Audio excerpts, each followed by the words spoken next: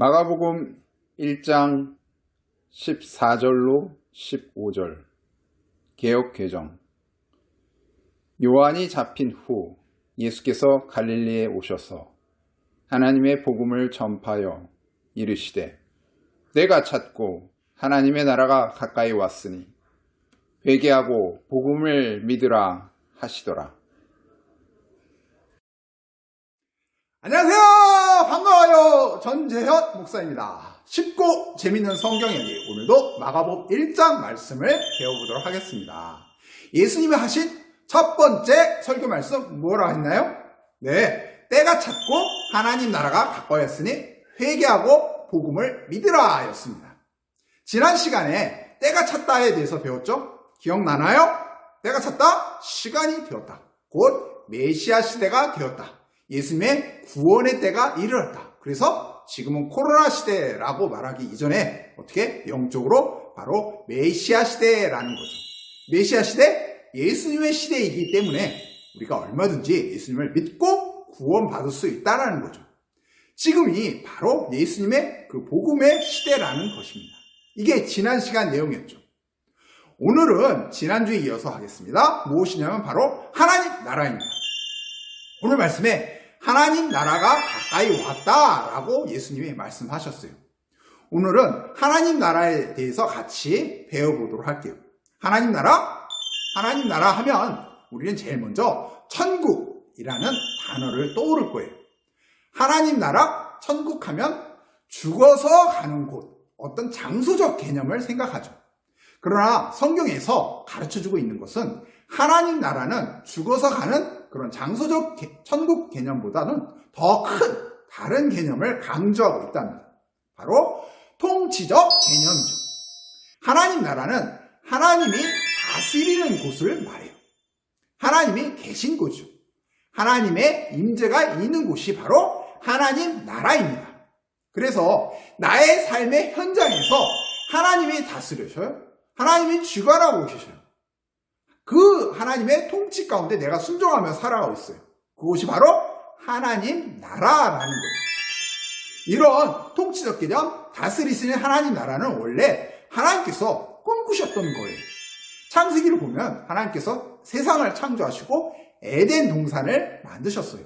그 에덴 동산에 하나님의 형상을 닮은 우리 사람들을 만드시고 사람들로 하여금 어떻게? 하나님을 대신해서 이 모든 만물들을 다스리게 하셨죠. 하나님이 이 모든 것들의 왕이시고 우리 사람은 어떻게? 그 하나님을 대신해서 대리자, 그 신하의 역할을 하게 되었죠. 하지만 우리 사람의 범죄로 어떻게? 이 하나님 나라의 통치가 깨졌어요. 왕이신 하나님께 우리가 반역했으니까 어떻게? 우리 사람은 하나님 나라에서 쫓겨난 신세가 되었죠. 그러나 사랑이 많으신 하나님이 어떻게? 사람의 잘못에도 불구하고 하나님께서 우리 사람들과의 관계를 다시금 회복시켜 주셨어요. 무엇으로? 바로 예수 그리스도의 십자가예요. 예수님이 십자가에 달려 죽으시고 3일 만에 다시 살아나신 것은 여러 많은 의미가 있겠지만 우리 사람들로 하여금 다시금 하나님 나라를 회복하도록 하신 거예요. 하나님께 범죄한 우리 사람들이었어요. 하나님의 다스림을 거부한 우리 자신들이었어요. 하지만 예수님이 대신 그 죄의 형벌을 받으셨어요. 그리고 다시 3일 만에 부활하셨어요. 이제 이 예수님을 통해서 이러한 하나님의 나라에 우리가 들어갈 수 있게 된 거예요. 예수님이 하신 첫 번째 설교 말씀도 다른 게 아니라 바로 하나님 나라가 가까이 왔다라는 거예요. 예수님이 이 땅에 오셔서 우리 사람들을 대신해서 십자가에 죽으심으로 하나님 나라가 이미 우리에게 임하게 되었어요. 이제 장차 예수님이 다시 오시게 되면은 이 하나님의 나라는 어떻게? 완전히 이루어지게 돼요. 완성하게 돼요. 성취됩니다. 누구나 완전하고 흠없는 그런 삶을 원해요. 대한민국 국민으로서 우리나라가 정말 잘 되고 문제가 없게 되길 원하죠. 그래서 좀 더 나은 삶, 온전한 삶을 위해서 우리가 직접 대통령도 뽑습니다. 그래서 박근혜가 못한다고 해서 문재인 대통령을 뽑았어요. 그런데 어떻게?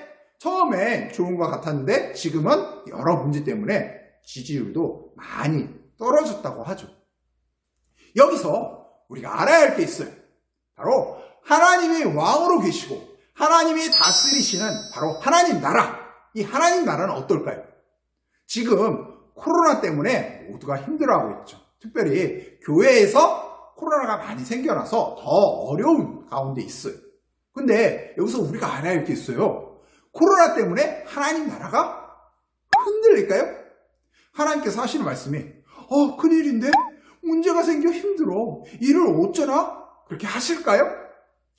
코로나로 인해서 지역교회가 지금 힘들어하고 있어요. 예배도 제대로 못 드리고 있어요. 오히려 손가락질을 당하고 있어요. 코로나는 분명 사람의 잘못에 의해 생겼어요. 그리고 하나님께서 이를 허락하셨어요. 하지만 하나님께서는 이 코로나도 다스리고 계십니다. 그리고 하나님 나라, 하나님의 교회는 결코 흔들리지 않아요. 어떤 문제도 생기지 않아요. 이 세상의 나라는 힘들어하고 넘어져요. 그리고 무너질 수가 있어요. 그러나 하나님 나라는 영원합니다. 흔들리지 않습니다. 그리고 하나님의 원래 계획하신 그 계획 계속 진행되고 있습니다. 이를 여러분들이 믿으시기 바랍니다. 예수님께서 하나님 나라가 가까이 왔다라고 말씀하셨어요. 정말로 여러분 언제 하나님 나라가 가깝게 느껴지나요? 반대로 언제 우리가 하나님 나라가 멀게만 느껴집니까? 왜 멀게만 느껴질까요? 우리 눈에 보이지 않아서? 경험해보지 못해서? 코로나로 힘들다 해서 대한민국 국민에게 나라에서 지원금을 받았어요. 이것이 은혜고 공짜이기에 많은 사람들이 소고기도 많이 사 먹었다 해요. 이게 사실은 국민의 혈세죠. 코로나로 인해서 대한민국에 산다고 모든 검사나 치료, 지원 이런 것들을 잘 받고 있어요. 자, 여기서 하나님 나라가 정말 내 안에 가까이 있을 때 어떻게 될까요? 그리고 하나님의 통치가 나의 삶에 가까이 있을 때, 하나님의 다스림 가운데 우리가 살아갈 때 하나님 나라의 많은 축복들, 하나님 나라의 많은 은혜들을 우리가 경험하게 될 겁니다. 이것을 우리가 누리는 것, 이런 하나님 나라의 축복들을 우리가 경험하는 것, 이것이 바로 우리의 신앙생활이죠. 우리가 예수님 믿은 이후에도 이 땅에 계속 살아남게 하신 이유도 바로 이거예요. 바로 하나님 나라를 경험하도록 하기 위해서죠.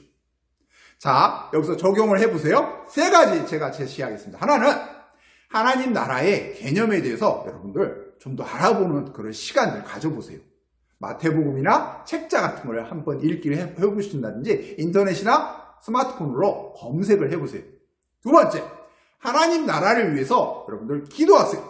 먼저는 내 아내, 그리고 나의 가정, 나의 일터, 또 나의 교회, 그리고 이 나라가 정말 하나님 나라가 이루어질 수 있도록 기도하십시오. 마지막 세 번째, 코로나로 인해서 흔들리지 않는 영원한 하나님 나라, 이 영원한 하나님 나라를 우리가 믿고 소망하며 순종하는 삶을 힘쓰시기 바랍니다. 기도하겠습니다.